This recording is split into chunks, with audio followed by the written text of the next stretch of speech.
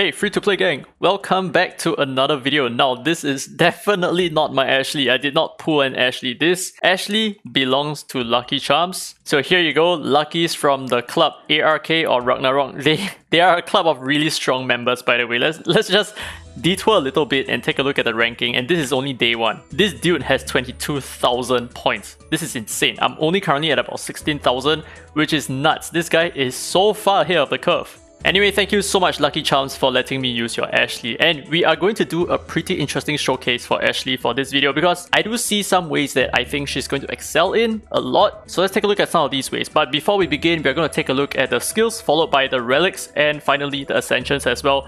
And I can tell you there's a lot of good stuff in Ashley over here that I'll be super excited to get her myself. So we're going to start off with the first skill. This is going to be Cloud Scatter. Attacks one enemy, 60% chance of inflicting speed down. This is really nothing. Second skill, Divine Retribution. Attacks all enemies and inflicts attack down on them for 2 turns. And afterwards, if her attack is higher than the enemies, you have a 50% chance of inflicting stun for 1 turn. So because there is a stun kit in this setup, you may want to introduce a little bit of accuracy into her kit. Just a little bit will do because of her third skill as well. So gains defense up and a shield for 2 turns. Shield strength equals to 200% of attack, and you gain 5 Bifrost stacks.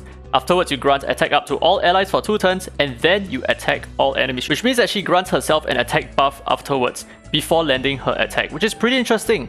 So she can be a standalone attack buffer as well. So she's really good in some PvE content just because she provides the attack up buff for your team. And then of course, at the start of combat, you gain 3 Bifrost stacks. So it's also colloquially called Rainbow Bridge, right? So it's an undispellable gold rim buff. Now, when an ally triggers a critical hit within their turn, they deal additional true damage equal to 10% of the target's max HP, up to 100% of her attack, and reduce the target's AP by 10% as well. This requires accuracy, and I believe it requires her accuracy to take effect because this is after all her buff.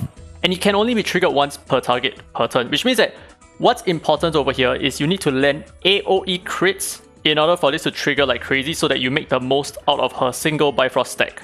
Now, when an ally is also attacked by a critical hit, that means conversely, right, increases all allies' AP by 10%. This is sick. So there are absolutely 2 different ways that you can use her. One, you can use her offensively by taking the first turn to reduce the enemy's AP. And secondly, you can use it as a means of enemies attacking you first to counter cleave because you're going to get the AP push and possibly screw out some of their speed tuning afterwards. And similarly, this can also only be triggered once per turn, so she moves the battlefield based on critical hits. Now, when the effect is triggered, consumes this buff up to 1 stack per turn with a maximum stack of 7, so that's about it. And Captain ability increases attack by 30%, which is okay. And let's take a look at her relics. So these are her relics here.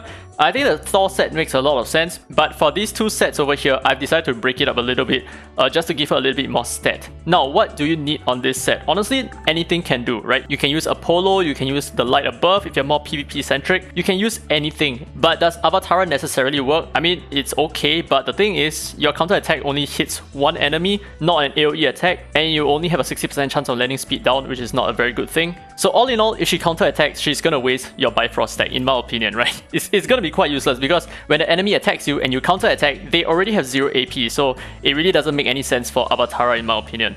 Now let's finally move on to the growth, and this is what I'm so excited about. So let's take a look at the ascensions real quick, right?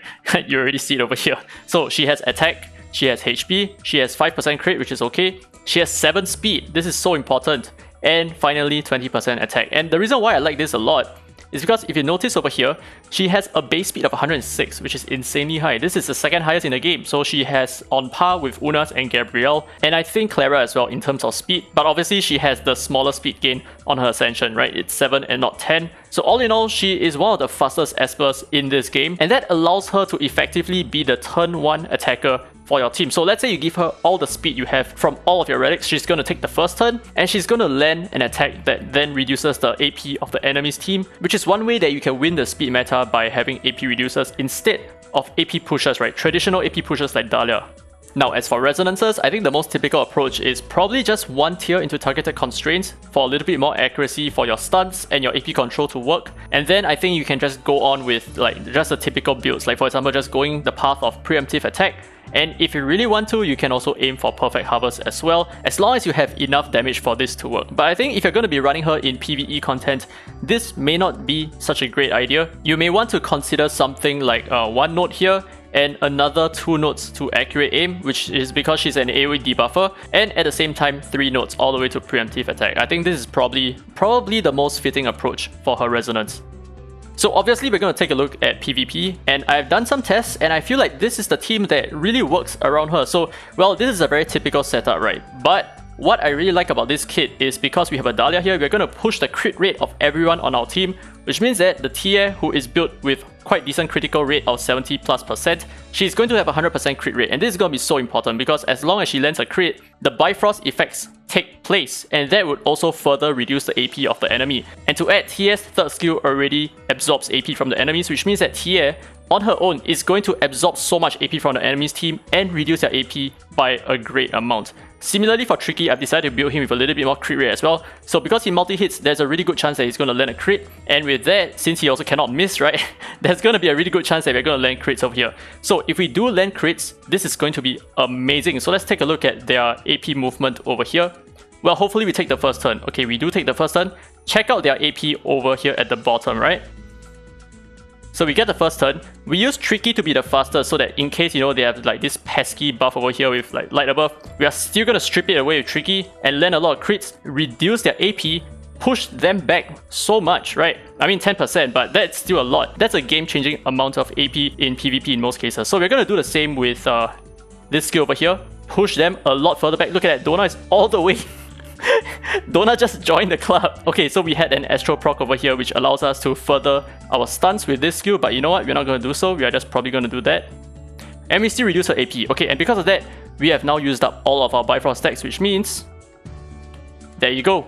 Now we have more stacks again, which is pretty awesome. So we're just going to keep this up, right? Just keep up the tempo. Just keep up all the aggressive tactics that we have.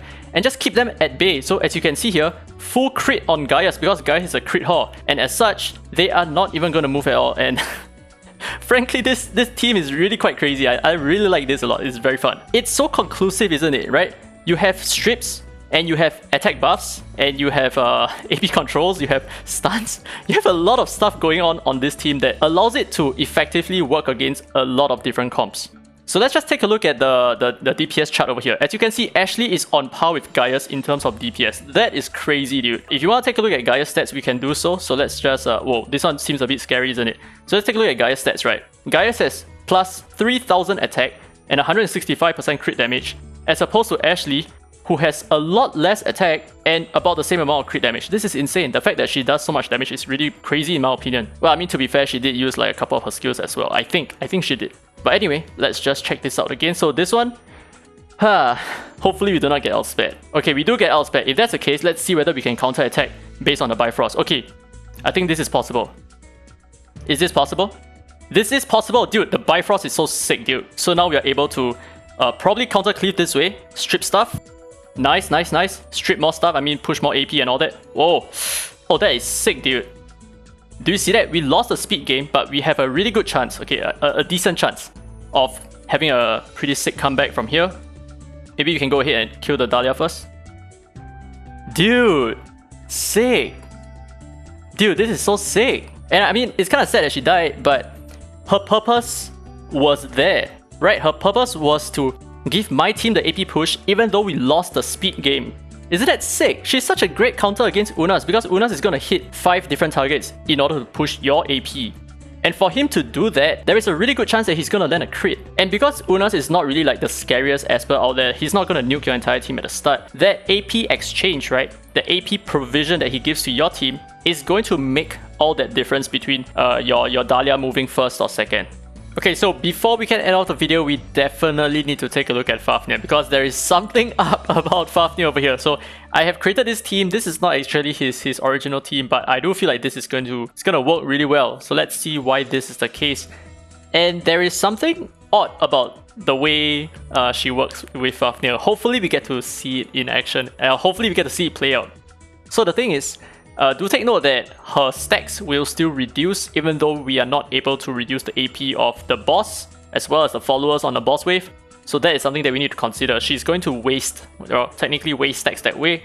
But because of the stacks, it actually plays a very interesting mechanic when the boss loses his HP. So let's see whether we can see in action over here. So another thing that you might be interested to know is that whenever she starts a new wave, she has 3 additional stacks again, see? So 3 more Bifrost stacks like that. So let's see whether she can probably trigger it soon. Okay, so now we have 7 stacks. Let's see what happens when we lose the full HP bar, right? Take a look at this. Who last hit? Who last hit the boss? Ophelia last hit the boss, right? But yet she is the one who got frozen. And the reason, okay, so the reason that I think it is that her effect actually triggered. Well, it kind of like worked on the boss, and as such, the game decided that, okay, so because Ashley triggered a passive proc on the boss, which is probably like the last hit on the boss, therefore, that would then translate into Ashley last hitting the boss, which would then mean that Ashley would effectively get frozen, which is fine, which is completely fine. And the reason why that is completely fine is because Ashley is just a single hitter. She's not a multi-hitter, so she does not need to be not frozen. In fact, your multi-hitters like your Ophelia, like your Li Guang, they are the ones who need to be unfrozen. And this is why she doubles as a really good Esper over here. And not only is she able to protect your allies, she also grants your team with an attack buff. So it's really good. So she has a lot jam-packed into one kit, especially for Fafnir, and I think she is very irreplaceable in Fafnir over here. Well, hopefully you don't get screwed on this run because it seems like we are slightly dying a little bit. Right, okay, I think we're okay. We're okay. Wait, are we gonna lose a lot of Espers here? But I mean, this is just a trial team because I do not know how powerful Lucky Charms Espers are. I do not know how powerful his team synergies can be, but I think it seems okay. Seems like we're doing okay. Yeah, I think it's gonna be a very close run, but we got it. Nice. Ophelia OP. So yeah, Ashley is super good for Fafnir, dude. Super freaking good. The last hit mechanism that her buff brings into the fight is very interesting. I really like it. So there you go, this is the Ashley showcase. I really hope that you guys enjoyed this content because I surely did enjoy using her myself. This is amazing. Like, whatever that she brings to the table is just fantastic. So there is a lot more depth to the character than I thought when I first knew about her. And in fact, she was already one of like the top priorities in my list when they announced the Espers, right? I was like, okay, you know what? She's super interesting. I really like the fact that her kit works against the speed cleave, and it works so well against like so many different kinds of team comps and all that. But little did I know that it actually goes beyond that to the point where she becomes so overpowering in Fafnir as well. So this is very interesting, and she is definitely a very strong Esper. So with that said, I hope you guys enjoyed this video. If you did, don't forget to give a thumbs up, it really helps the channel, and subscribe for more Dislyte content. Now with that said, this has been Dairy Free to Play, and as always, I will see you in the next video. And of course, I gotta say it again, thank you so much to Lucky Charms for letting me use your account. I changed something over here. Hope you like it, I guess.